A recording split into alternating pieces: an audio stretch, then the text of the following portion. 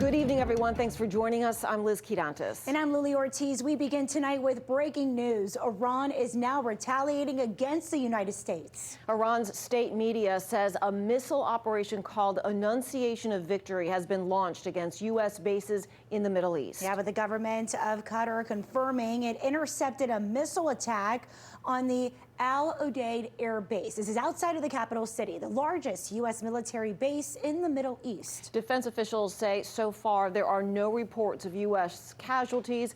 A senior Trump administration official says the White House and Department of Defense are closely monitoring potential threats to bases in the region. Yeah, and this move follows a U.S. strike on 3 key Iranian nuclear facilities over the weekend in an operation known as Midnight Hammer.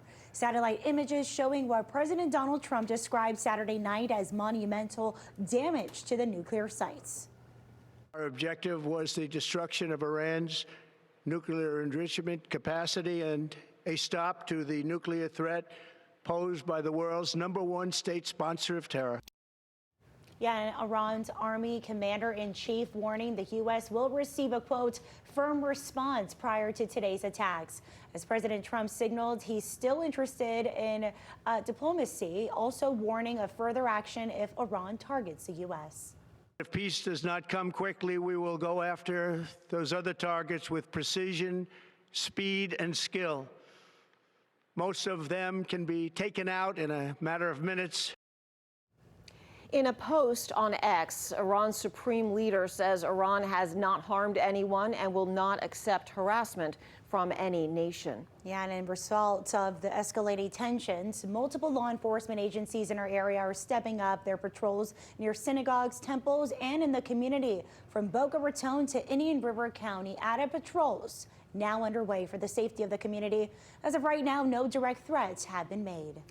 The Department of Homeland Security is now warning of a, quote, heightened threat environment in the U.S. The DHS says low-level cyber attacks against U.S. networks are likely by pro-Iranian activists. The department is even warning of potential attacks from people based in the U.S.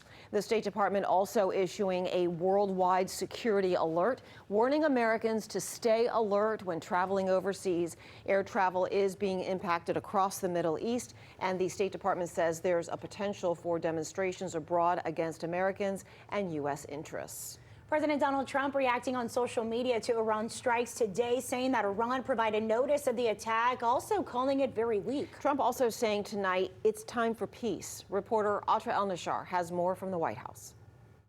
Immediately after the news broke, Iran made a point to say that the number of missiles it launched against U.S. military installations Monday was equal to the number of bombs the U.S. dropped on its nuclear sites Saturday night. So this whole thing is being seen as sort of a symbolic move, a sign that Iran may be willing to de-escalate hostilities with the United States. Following the strike, Qatar's Ministry of Defense confirmed its air defenses successfully intercepted a missile targeting Al-Udeid Air Base and that no one was killed or injured. It's the same air base President Trump visited last month during his trip to the Middle East. Hours earlier, the U.S. Embassy in Qatar urged Americans there to shelter in place, and the Qatari government closed its airspace. Saturday night, after the U.S. bombed Iran, the president said any retaliation against the U.S. will be met with far greater force than what was witnessed tonight. There are some 40,000 American troops stationed throughout the Middle East. Bases across the region have been preparing for an escalation in hostilities and potentially incoming fire. President Trump was with his national security team as the early information about these Iranian strikes was starting to come out.